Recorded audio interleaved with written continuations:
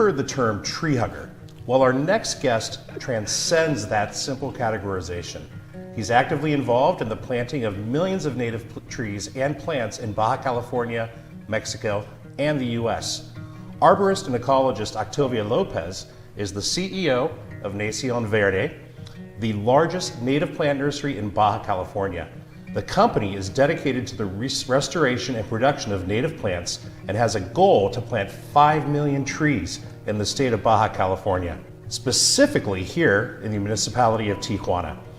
He's also led the Land Life Company, who used state-of-the-art patented technology in its reforestation efforts in planting millions of trees every year.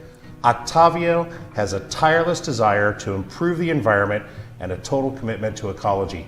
Octavio, welcome to Baja Window to the South. Thanks for joining us today.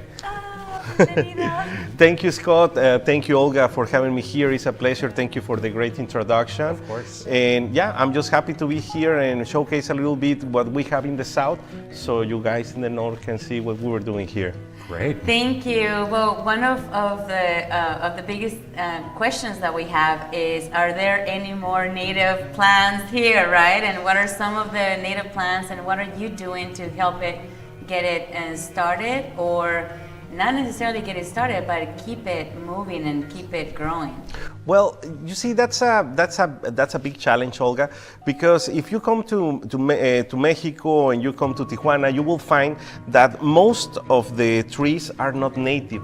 But before, that was the idea, you know, the idea was to bring eucalyptus from Australia and to bring trees from other geographies. But now we're realizing that all these native species require the local trees. Also, they don't get sick because they've been living here for 200,000 years.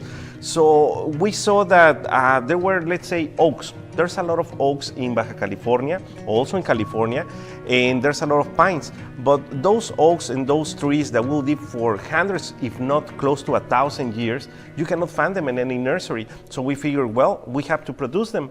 And we started with this nursery, and we started to produce plants to a point that we even exported some native trees to the United States, which is extremely complicated, and I don't want to do it again, but we did it.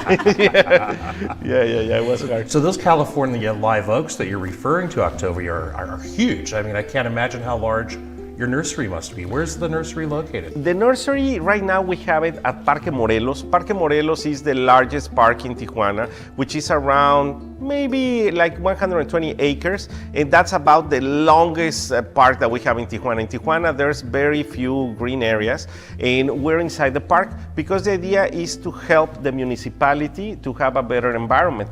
So talking about these oaks, normally an oak, you see all the oaks, they're like J big, and it takes like 2.5 years just to be like this big. So they take long time, and it really is not that cost effective. That's why no nurseries want to produce them. But we figured if we don't do it, who's gonna do it? We were pushing for everyone to do it. We give classes every week for free to teach other nurseries. You can come to Parque Morelos with Nación Verde and take lessons how to plant for free. We do it every Saturday, every other awesome. Saturday. Yeah. And how does somebody find north of the border find this information, Octavio, on how to come down and assist with some of your efforts? Okay, well, we have the website nacionverde.org, nacionverde.org, or you can go into Instagram, or you can go into Facebook and put Nación Verde BC, and you will find us there, and we're on those platforms.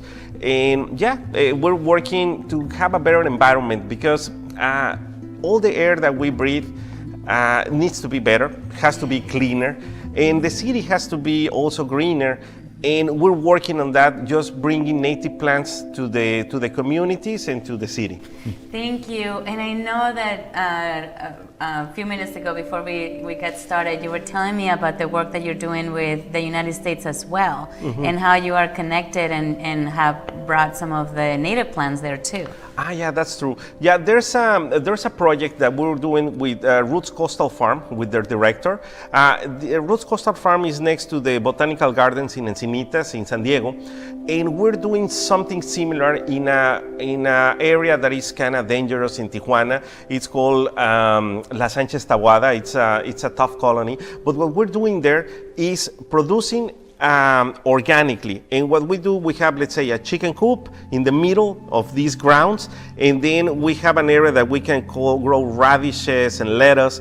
And after you grow the radishes and lettuces and they die, you put another crop like corn, like a bean that will fix nitrogen. And then you put some chickens after that grows, and it will eat it. And then again, you will put the radishes. So this cycle, it's a cycle that will last forever. It's a permanent agriculture. It's permaculture. And the idea is also that the products that we bring from here, we will give it for people when they come and say, hey, I want to buy this product. Okay, perfect. We will sell it, but up to a certain level, let's say $20, you can give it for free. So people can get it for free. So that's one of the things that we're doing to help out the community. That's amazing. So what are some of your favorite natural areas here in Baja California? Where would you recommend people visit to really get a feel for some of the native plants and trees here in Baja? Well, that's great that you ask about that, Scott. There's a lot of trails right now, and it's great. Right now, the trails are getting very hype. They're very secure. So you can go to El Coronel, you can go Cerro Gordo, you can go El Tollón. You can look for them. And it's so nice because there's, I think the state with the most certified trails in Mexico is Baja California.